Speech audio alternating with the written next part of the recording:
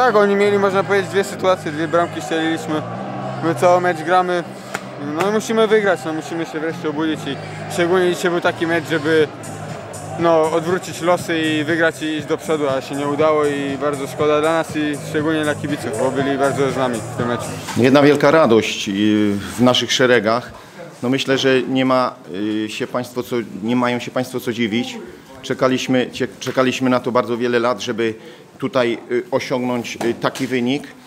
Cieszy tym bardziej, że początek meczu nie wskazywał na to, że możemy tutaj nawet zremisować. Weszliśmy w mecz za mało odważnie. No i skutkowało to seryjnymi rzutami rożnymi na początku meczu. Później,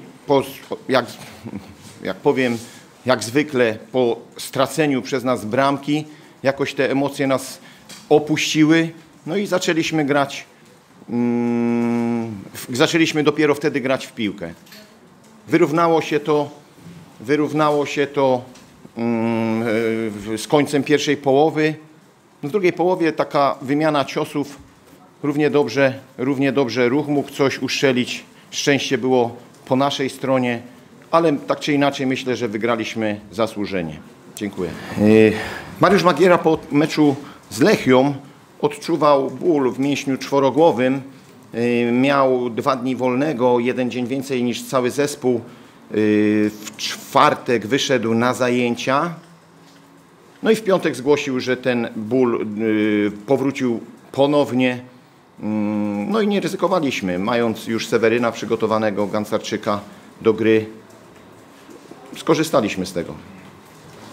No, odohraliśmy dve diametrálne rozdielne púlky. V prvej, myslím, že sme dominovali na boisku, aj keď protivník nám strelil v bramke. Tam sme hrali aktívne, boli sme nebezpeční aj vpredu, bez nejakých veľkých blendov v defenzíve, tak myslím, že to vyglądalo dobre. Protivník dal z prvej akcie, kedy bol na našej púlke bramku a v druhej púlke sme chceli hrať tiež podobno. Tá aktivita, ktorú sme chceli hrať, ale zostala v šatni. To, čo sme si tam povedali, to ostalo tylko v šatni a jak to už u nás teraz sa stalo zvykom, tak sme v koncovke znovu stratili celý meč, kde myslím, že 3 minúty pred koncom sme dostali tú brámku, ktorá vlastne nás všetkých robí smutnými, lebo prehrať derby pred vlastnou publičnosťou to bolí a takisto ako ja, ako aj pivkáži sú zlomení v šatni, ťažko sa im teraz tam niečo aj hovorí, ale takže meč len tyle.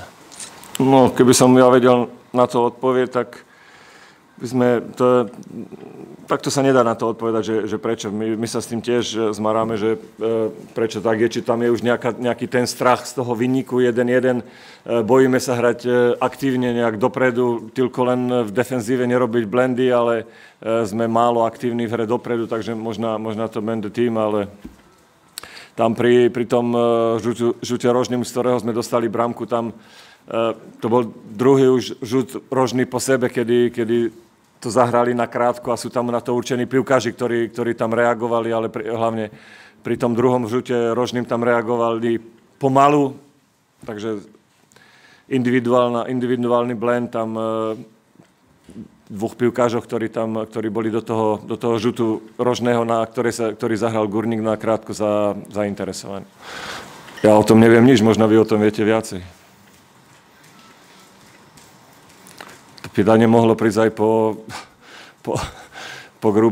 grupe európejskej, keď sme prehrali v Kyjove, že sme prehrali, takže možno už vtedy mohlo prísť to pýtanie, neviem.